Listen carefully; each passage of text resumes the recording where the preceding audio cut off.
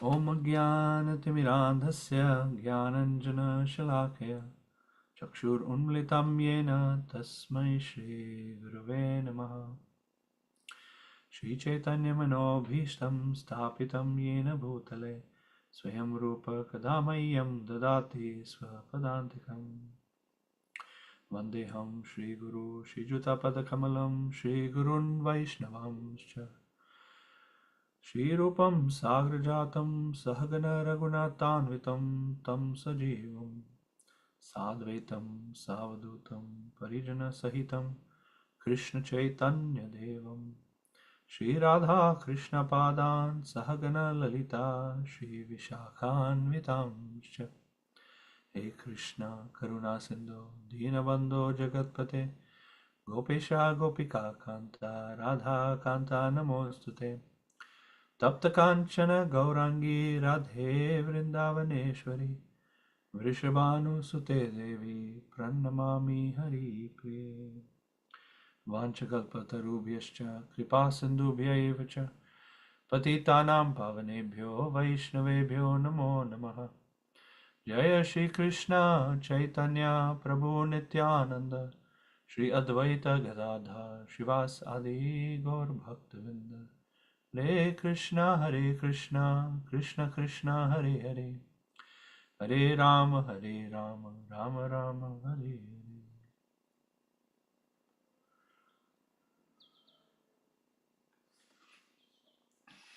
Hare Krishna, good morning, everyone.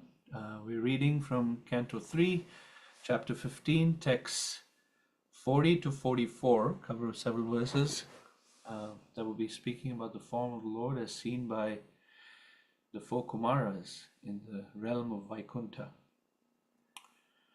Om Namo Bhagavate Vasudevaya. Om Namo Bhagavate Vasudevaya. Om Namo Bhagavate Vasudevaya. Narayanam Namaskritya Naram Cheva Narottamam Devim Saraswatim Vyasam Tato Jayamudirayet Nashtaprayeshu Abhadreshu Nityam Bhagavata Sevaya Bhagavatyuttama Shloke Bhaktir Bhavati Naishtiki. Alright, share my screen here. Can you see it, Prabhu? Is it nice and Yes, zoomed Prabhu, in? can see it. Okay, perfect. Thank you. Okay, so this is being spoken by Brahma to the demigods as he's describing the vision and what the four Kumaras see as the Supreme Lord approaches them right after the curse Jai and Vijay.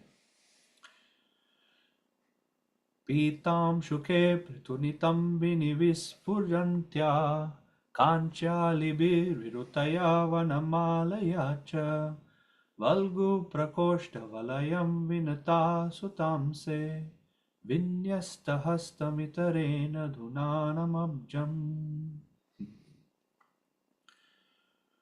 So, translation: He was adorned with a girdle that shone brightly on the yellow cloth covering his large hips, and he wore a garland of fresh flowers which was distinguished by humming bees. His lovely wrists were graced with bracelets, and he rested one of his hands on the shoulder of Garuda, his carrier, and twirled a lotus with another hand. Purport: Here is a full description of the personality of Godhead as personally experienced by the sages. The Lord's personal body was covered with yellow robes, and his waist was thin.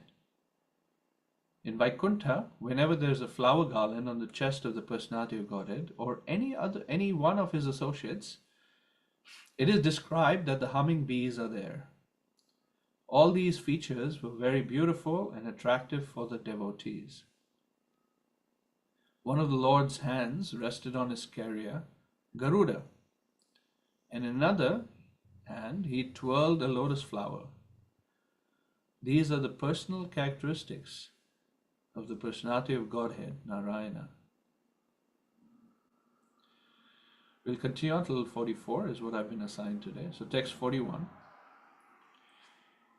Vidyutchipan makarakundalamandanaarha gandastalona samukham manimat kiritam dordanda sanda vivare harata paradhya harena kandaragatena chakaustubhena. Translation: His countenance was distinguished by cheeks that enhanced the beauty of his alligator-shaped pendants, which outshone lightning. His nose was prominent, and his head was covered with a gem-studded crown. A charming necklace hung between his stout arms, and his neck was adorned with a gem known by the name Kaustubha. Text 42. Atro prashishtamiti chotsmitam indiraya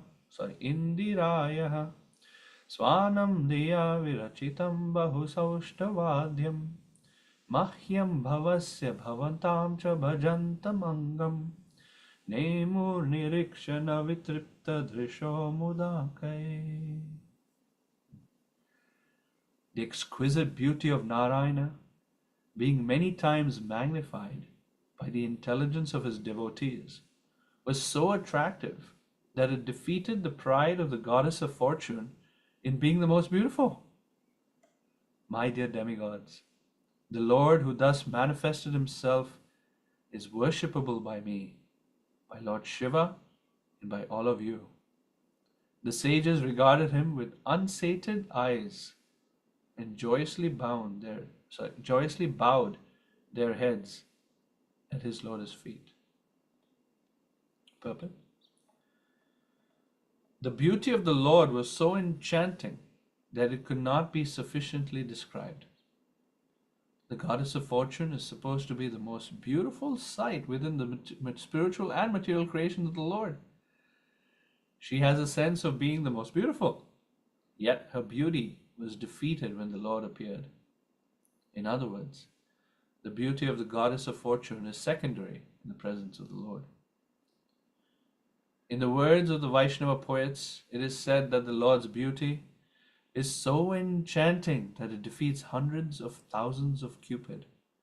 Therefore, he is known as Madan Mohan. It is also described that the Lord sometimes becomes mad after the beauty of Radharani. Poets describe that under those circumstances, although Krishna is Madan Mohan, he becomes Madan Daha, or enchanted by the beauty of Radharani. Sometimes also Madan Mohan Mohini. It's Radharani. Actually, the Lord's beauty is super excellent, surpassing even the beauty of Lakshmi and Vaikuntha. The devotees of the Lord in the Vaikuntha planets want to see the Lord as the most beautiful, but the devotees in Gokula or Krishna Loka want to see Radharani as more beautiful than Krishna. The adjustment is that the Lord, being Bhaktavatsala, or one who wants to please his devotees, assumes such features so that the devotees like Lord Brahma, Lord Shiva, and other demigods may be pleased. Here also, for the devotee sages, the Kumaras, the Lord appeared in his most beautiful feature, and they continued to see him without satiation and wanted to continue to see him more and more. Well, they're really blown away by his beauty. Text 43. Tasya ravinda nayanasya padaravinda kinjal kamishra tulasi makaranda vayu antargatah svavivrena chakaratesham sankshobham aksharajusham apichittatanvo. When the breeze carrying the aroma of tulasi leaves from the toes of the lotus feet of the personality of Godhead entered the nostrils of those sages, they experienced a change in body and in mind, even though they were attached to the impersonal Brahman understanding. Purport. It appears from this verse that the four Kumaras were impersonalists or protagonists of the philosophy of monism, becoming one with the Lord. But as soon as they saw the Lord's features, their minds changed. In other words, the impersonalist, who feels transcendental pleasure in striving to become one with the Lord, is defeated when he sees the beautiful transcendental features of the Lord. Because of the fragrance of his lotus feet carried by the air and mixed with the aroma of tulasi, their minds changed. Instead of becoming one with the Supreme Lord, they thought it wise to be devotees.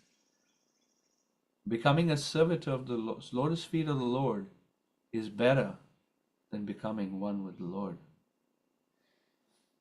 That's a very important point.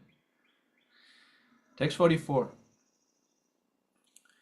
Teva amushya vadanasita padmakosham udvikshya sundara taradhara kundahasam labdhashisha punaraveksha tadiyamangri dvandvam nakarunamani shrayanam nidadhyu. Translation. The Lord's beautiful face appeared to them like the inside of a blue lotus, and the Lord's smile appeared to be a blossoming jasmine flower. After seeing the face of the Lord, the sages were fully satisfied. And when they wanted to see him further, they looked upon the nails of his lotus feet, which resembled rubies. Thus they viewed the Lord's transcendental body again and again, and so they finally achieved meditation on the Lord's personal feature. Wow, that was a lot. So we'll go back to the first of the 5 verses, text 40.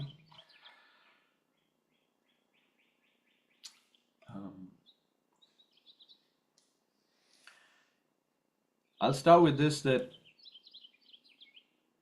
when Jay and Vijay stopped the 4 Kumaras, that just happened earlier, the 4 Kumaras became offended.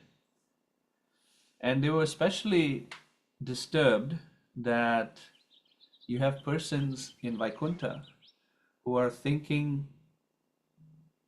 sort of us and them, who are having some sense of insecurity or fear, anxiety. Vaikuntha is a place meaning Vaikuntha, without anxiety. And so Jay and Vijay are standing there, and anxiety raises in their consciousness, and they stop the sages. And because of that kind of behavior, that's us and them and so forth, it disturbed the sages, and the sages said, this is not okay. You can't have this attitude and be in a spiritual realm of Vaikuntha. So even though they were upset, they were offended, and they were thinking about the misfit that Jay and Vijay, at least the consciousness of Jay and Vijay at that time, were misfits for the Vaikuntha realm. They actually wanted the benefit of those two. So they prayed, or they cursed, they cursed Jay and Vijay to go to the material world.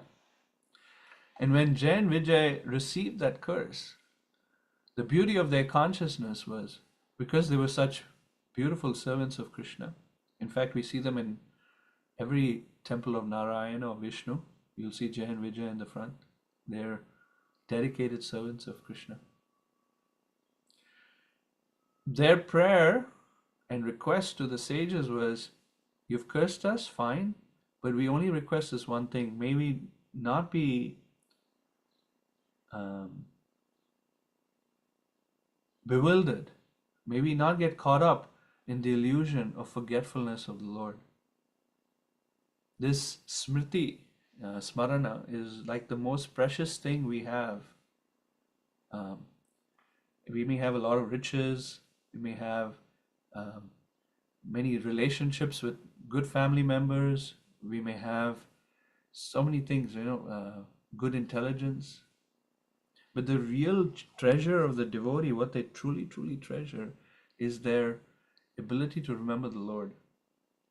Those are jewels, that remembrance and that practice of remembrance are jewels of treasure that they don't want to give up. And so these Jan Vijay devotees said, please, you can send us to the material world. Please let us not forget you or forget the Lord. So the beautiful point is of how, what is it that we treasure in our life? What is it that we truly value, I personally, for me, one of the ways that I remember Krishna or try to remember Krishna is reciting verses and remembering Sanskrit verses. So for me, it's those verses and the remembrance of those verses are my, I see them as my wealth, as my treasure, because they help me remember Krishna. So in text 38 through 44, that we covered most of it, 40 to 44, but starting from 38, the Lord, after the scene happened, he came to know that his servants have been cursed. He personally came to the scene.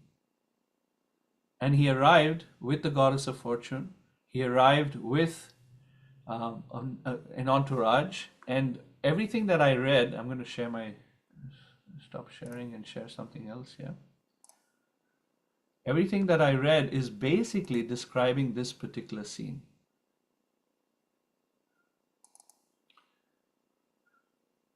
Hopefully you can see the image. This scene right here, as you see, Lord Narayana, specifically this form is described as Padmanabha, has arrived. Indira, or the goddess of fortune, is right next to him. His associates are with him, carrying an umbrella, carrying a chamara fan that was discussed in previous verses. And then you have the four Kumaras that are just blown away by the Lord's presence and his beauty. And of course, Jay and Vijay are also there in the background. So this is the scene that is being described and what the four sages are seeing and how they respond to the sight of the Lord. In the Bhagavatam, many, many descriptions are there of devotees seeing and coming in touch with the Lord. It is of great fortune. It is ultimate fortune to be able to see the Lord. In fact, Vishwanath Chakravarti Thakur says that the goal of the devotee is to one day maybe come in front of the Lord face to face. Vishwanath Chakravarti Thakur says the goal, that's how we set our compass. What is the North Star for us? The North Star is to one day, please somehow or the other, come face to face with the Lord. And the starting point of that very laudable journey is hearing about Krishna. And that's what we're doing right now. We're hearing about Krishna.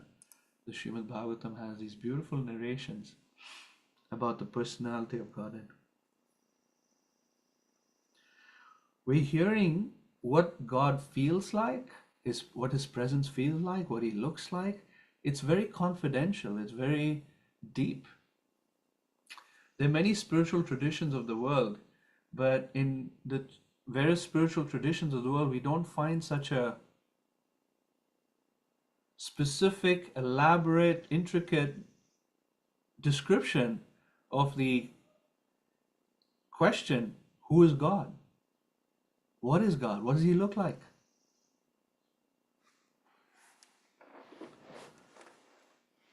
We see it very, for us devotees, we have great access to this Bhagavatam by Krishna's mercy, by Prabhupada's mercy. We have access to Bhagavatam and various other Vedic scriptures that give these detailed descriptions of something so confidential. Who's God? Like the source of everything. Imagine if we had the ability to travel the entire universe and see everything that's there in the universe. People are really struggling with massive telescopes and the James Webb telescope that's traveling through space right now. Just trying desperately to get a glimpse of something of the universe. So we imagine if we had that ability to get a good perspective of what the entire universe is made up of. And now think about if what we're getting in these Vedas is not just, okay, what does the universe look like? We're getting what is the source of the universe? God, that supreme person, who's not only the source of the universe, but that hidden guha, many times it's described guha, a secret person who's in our hearts, hidden in our hearts, that we wish we could have full access to, but he's hidden in our hearts.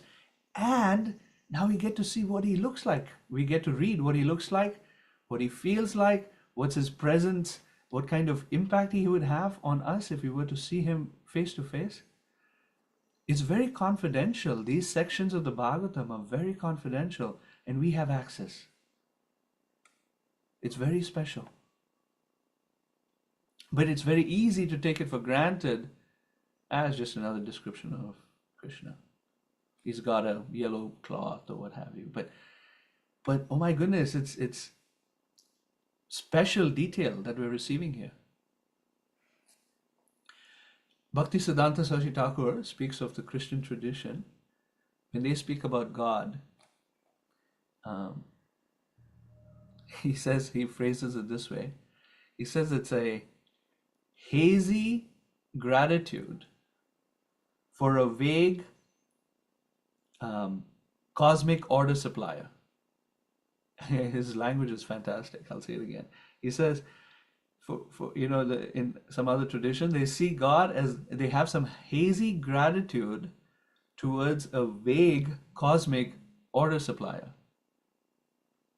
They also see God as an order supplier, as opposed to we're meant to serve God, God's meant to serve our happiness.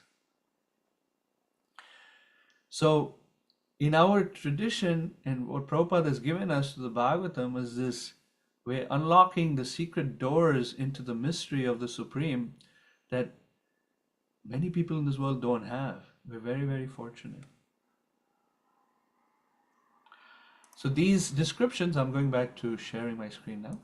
These descriptions are meant for realization, they're meant for relishing, they're not just information.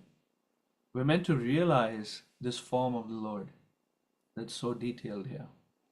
So now Vishnu Chakri Thakur says, the first thing that the eyes of the four Kumaras go to is the girdle, or to the waist of the Lord.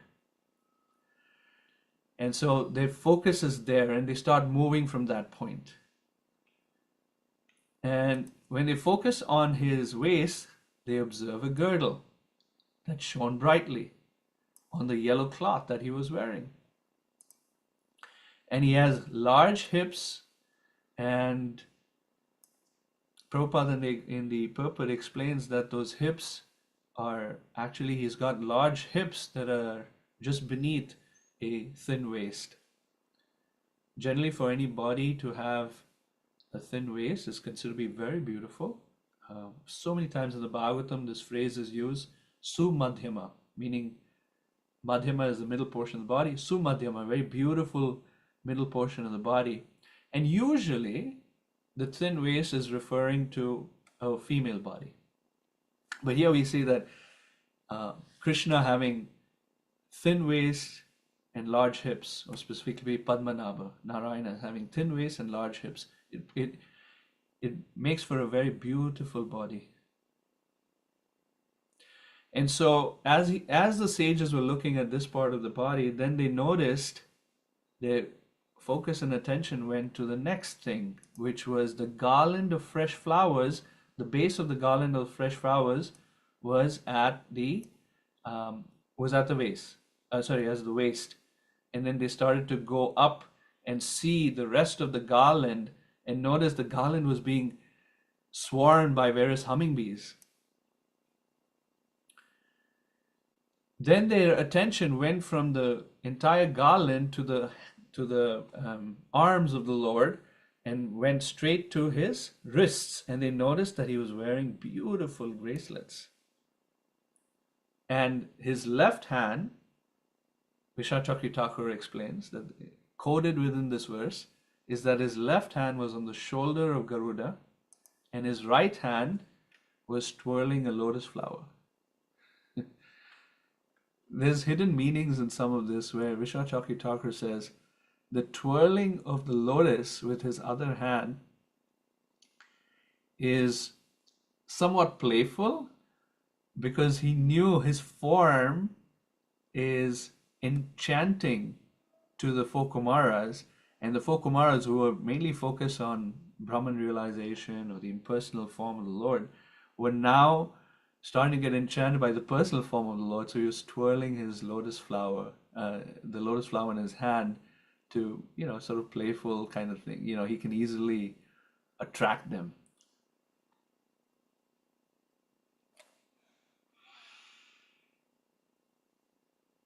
So we'll continue on to the next verse. So the next thing they notice, that his face, his countenance was distinguished by cheeks that enhanced the beauty of his alligator-shaped pendants, which outshined lightning. So his cheeks were so effulgent that they bounced off light off of his earrings, and that experience outshone lightning. You might have seen sometimes people wearing earrings have shiny earrings, and those shiny earrings, when hit against the sun, shine, and all of a sudden you see this bright light in your eye. So there's no sun necessarily, but it's the effulgence of the Lord, the effulgence of the Lord's cheek that shines off of the alligator-shaped pendants. It's said here. That's how it's translated. But the word is makara. Makara, makara means shark, or some kind of, predator, water animal. So here it's alligator. But often, like in the Damodarashtakam, Krishna's earrings are described as shark-shaped earrings. So makara is the word. His nose was very prominent. The word prominent is used here, but Vishwachakri Thakur says his nose was raised. And generally those who are very beautiful and featured, they have large noses or prominent noses. And then his head was covered with a gem-studded crown. So that's where their focus went next. Then a charming necklace hung between his stout arms, protecting the necklace. And his neck was adorned with a gem known as Kaustuba gem. So these are all features of the Lord that they were, as they were observing every detail and meditating on every detail of the Lord's form, they were becoming more and more moved and enchanted and attracted to the Lord.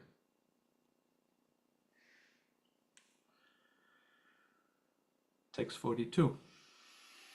By the way, this method of meditating on the Lord is discussed later in the third canto, as Kapila Dev explains in the latter half of the third canto how one can meditate on the various features of the Lord. Also, we hear in the very first canto, Kunti, when she is appreciating Krishna, she first also starts with the waist, just as the four sages start with the waist. She also says, Nama Pankaja Nabhaya, Nama Pankaja Maline, Nama Pankaja Netraya, Namaste Pankajangre. So she starts first with the waist, then she moves to the garland, Maline, Nama Pankaja Netraya, then she appreciates the eyes of the Lord, the lotus eyes of the Lord, and then she goes down finally to his lotus feet. So now the sages are appreciating the beauty, overall beauty of the Lord. Actually, this is being spoken by Brahma.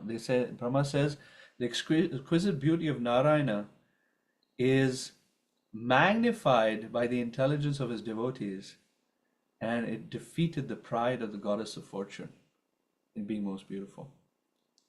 Vishwanath Chakri Thakur says Indira, which is another name for the goddess of fortune, is feeling pride in how beautiful her husband is.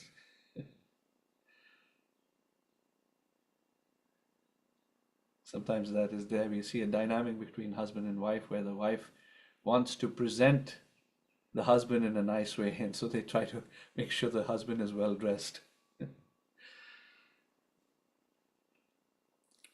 My dear demigods, and so Brahma is appreciating the Lord who thus manifested himself is worshipable by me, by Lord Shiva, and by all of you. The sages are so moved by the form of Narayana or Padmanabha that they're seeing in front of him, in front of them. They're unsated. Unsated means they cannot be satisfied. They're fully, deeply moved. And why they're deeply moved, that's discussed in the very next verse. So they joyously bow their heads at his lotus feet. You see, now this is where the surrender comes. They've observed him.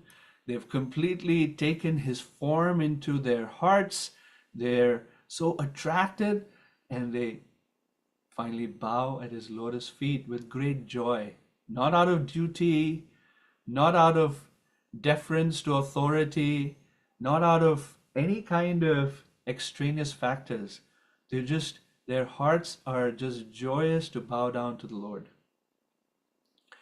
So when we, an application of this is when we approach Krishna on the altar and we see the Supreme Lord in his deity form, to first drink in all of the various detailed features of the Lord, to observe them, be moved by them, that this is the Lord that's in my heart, manifesting externally, and who's the cause and creation and maintenance of this entire universe.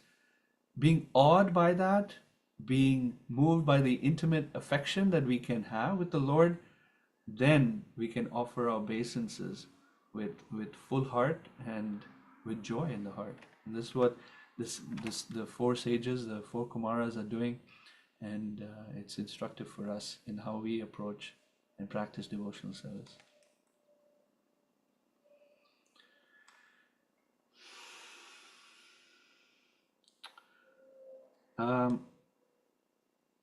One other point I wanted to mention was this attraction of Narayana that we see, that the sages are so moved by.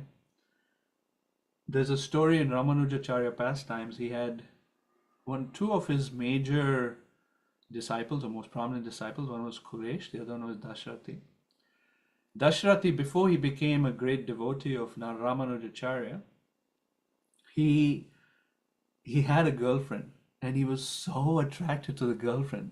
Ramanujacharya, at one festival, he watched how everyone was focused on the movement of the Lord in a chariot. Yet this one person was simply holding an umbrella for his girlfriend and not looking at the Lord, but simply looking at his girlfriend. And so Ramanujacharya went to him and said, "What's wrong with you? What are you looking at?" And Dashrati was saying, "Have you seen the eyes of this lady? So beautiful. And look at her form." And so he was just smitten by her beauty. And Ramanujacharya said, "If I show you something more beautiful, will you give up this lady, or give up the attraction to this lady?" And he said, "Yes." So Ramanujacharya took him into the inner sanctum of the Ranganath temple. And when the pujari was moving the deepa, and the deepa or the lamp shone on the face of Ranganath, and the eyes of Ranganath was so enchanting, Dashrati was completely moved. And he gave up that attraction to that lady. I think he finally got married to her, but the point is he became a devotee of Ramanujacharya, and just because of the beauty of the Lord's eyes, changed his heart completely. And that's what we'll see next, is what happens to these four Kumaras who are attracted to the Brahman conception. So the breeze carrying the aroma of tulsi leaves from the toes of the lotus feet of the personality of Godhead entered the nostrils of those sages, and they experienced a change in body and in mind. So the Sanskrit is Chitta and Tanva. Chitta is the mind and Tanva is the body. And both the body and the mind were moved because they got a smell, just a smell of tulsi that was coming through their nostrils.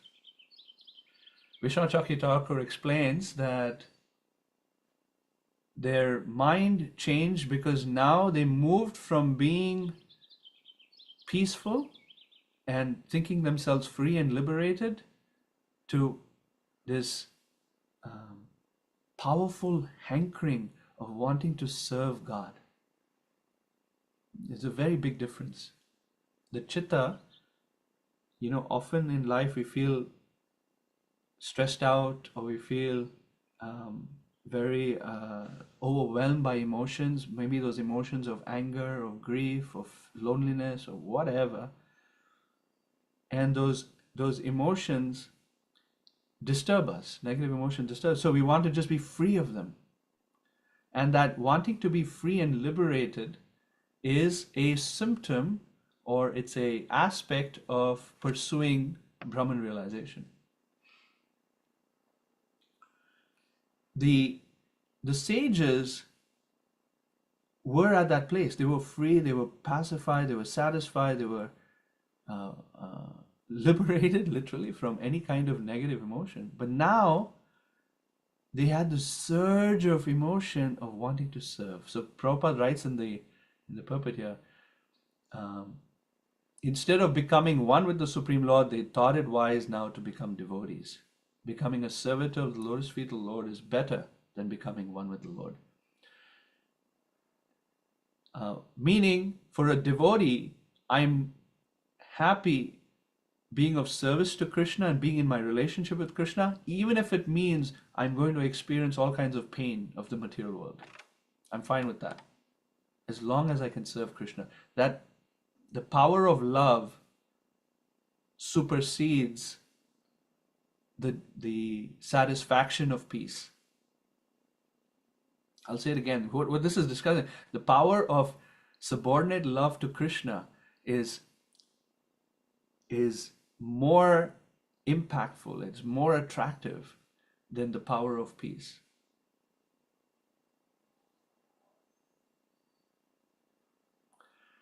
And this is what happened for them. They transform, their mind transforms, and then Vishwanath Chakya Thakur explains that Tanva, the body, also transformed because their eyes filled with tears, their hair stood on end. It was just a big transformation for them.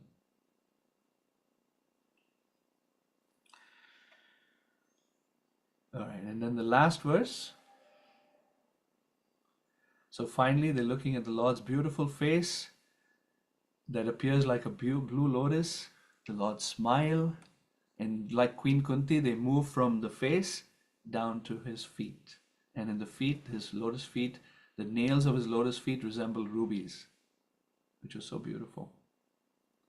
So beautiful rubies, and then they went back to his face, then they went back to his feet, then they went back to his face, which Chakra Thakur says up and down. They kept glancing at it and they couldn't be satisfied. They were fully satisfied. At the same time, they couldn't be satisfied.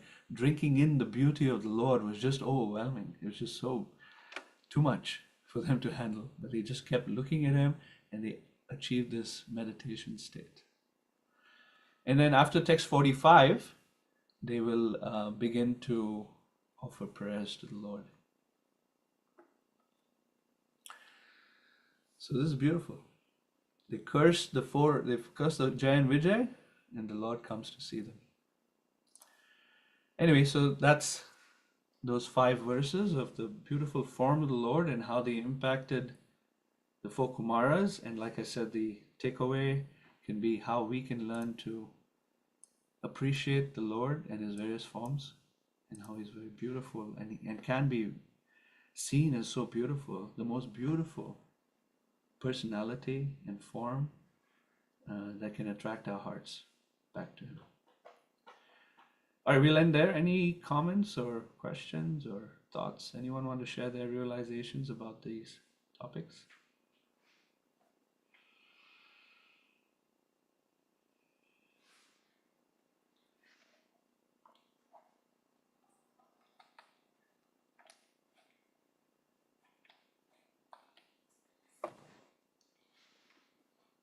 Hare Krishna, Prabhu. Thank you so much.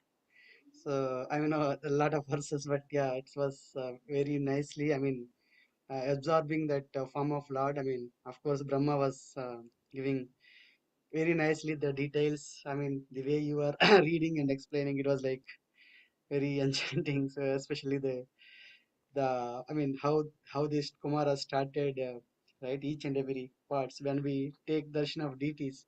So I mean, it's very difficult to remember even. I mean, what color of. I mean, even the color of clothes, sometimes it's very difficult to remember because multiple colors will be there. So, I mean, yeah, I mean, of course, each and every, I mean, the pendants and the garland, how the hummingbees are there, it was very nicely. Thank you so Thank you, much. bro. Thanks for your comments. Beautiful form of the Lord. You explained very beautifully.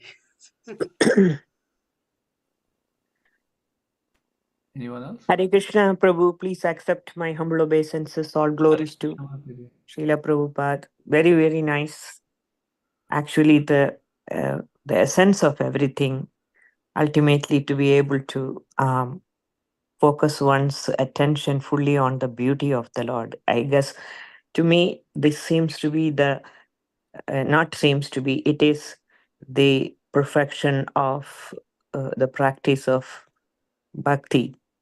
And just remembered that in Kapila Dev's teachings to Devahuti, there is that section where uh, the beauty of the Lord is described, and I don't exactly remember the exact translations, but there has been instruction there that each and every aspect of the Lord, every limb of the Lord need to be meditated upon intensely. And of that, there was one place where it was said that one should focus one's attention on the lotus feet of the Lord and meditate upon it for a very, very long time.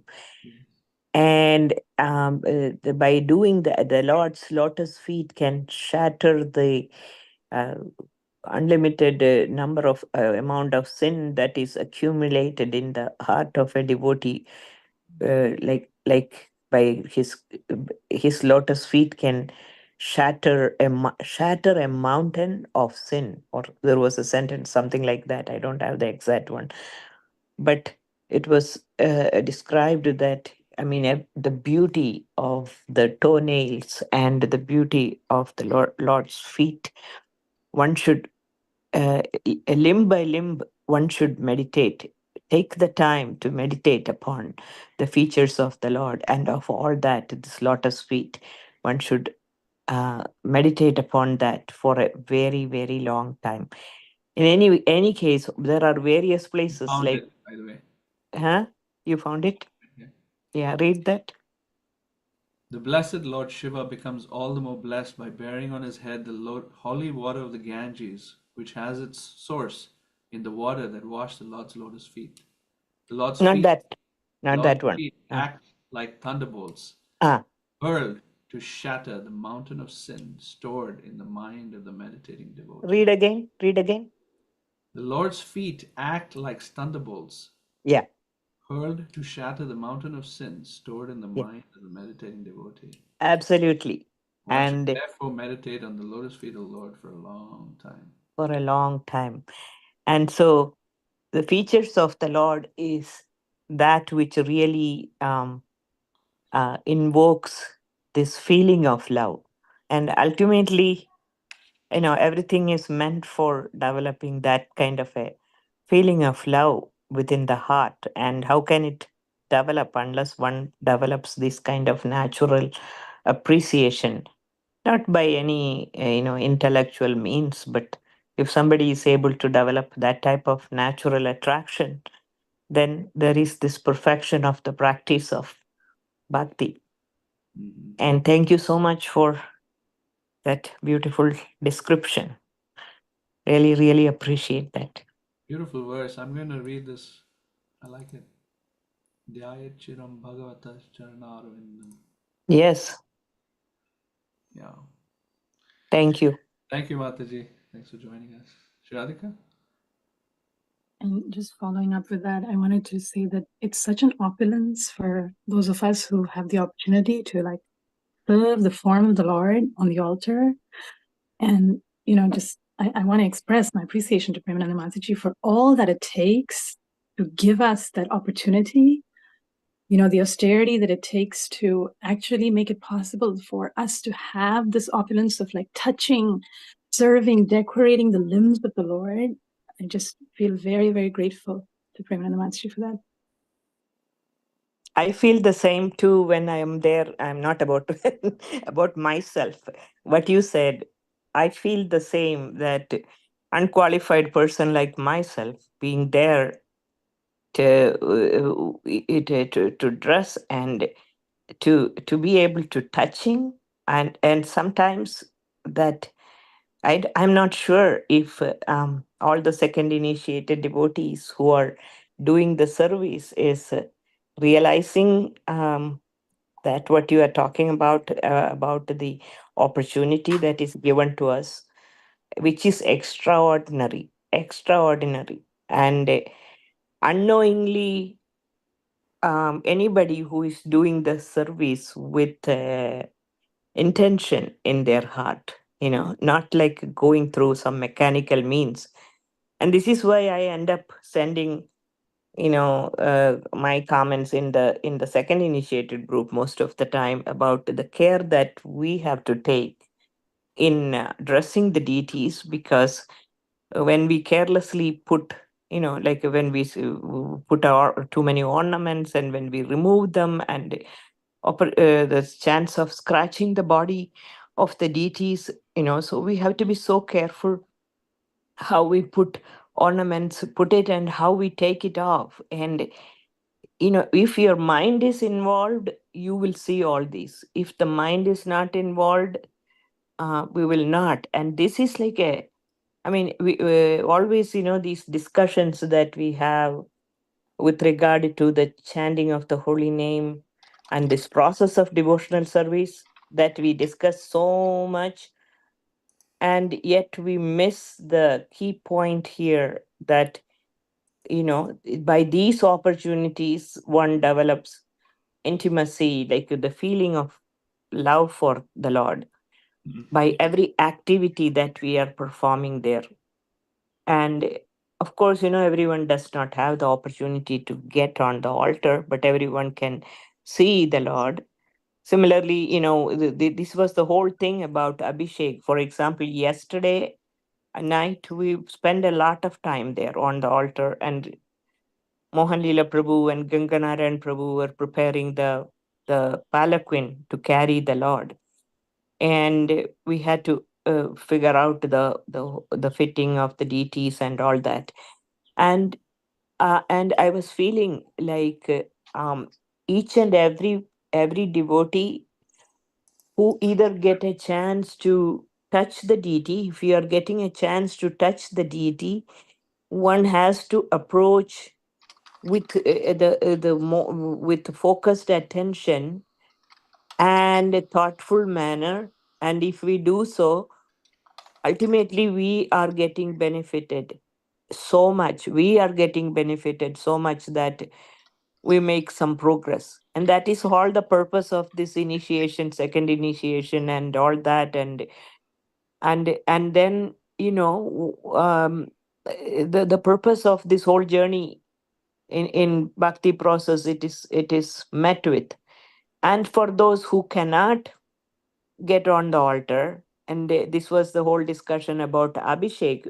When Abhishek is happening on the altar, our attention should go to every feature of the Lord, especially like when you are pouring different colored objects, like materials like milk and yogurt and honey. It really enhances the beauty of the Lord. And kirtan, at the same time we Mataji, are hearing. I'm sorry to interrupt, but I need to drop off for another call. Yeah, yeah. Just Yeah, let I'll finish this one.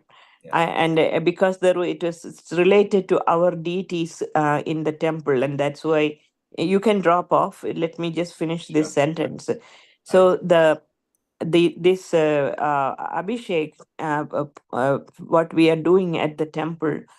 And at that time, this attention which need to go on the deities, it is so very important. And for some strange reason, mostly we see the tendency of the people where everyone is interested more about wanting to do Abhishek, not about seeing the Lord when Abhishek is happening or hearing the Kirtan when Abhishek is happening, which is the opportunity to help us purify our heart, our mind, and also to develop that deep appreciation for the beauty of the Lord.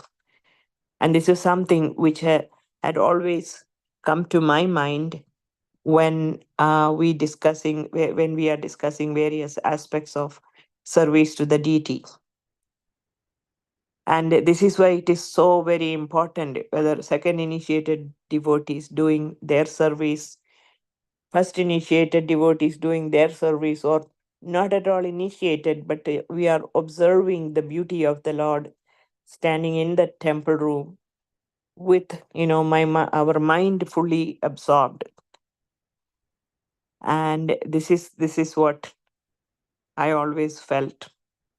um Anyway, I took up some of your time because it was very relevant to me, um in relationship with thinking in terms of worship of the deity. Anyway, thank you, Lakshmi Kanta Prabhu. Sorry, took your extra time. Please.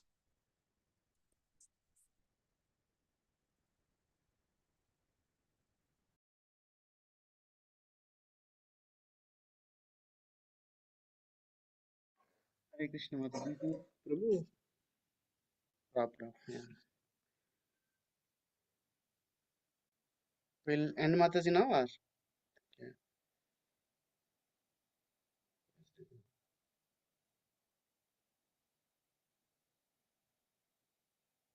Hare Krishna, can you hear me?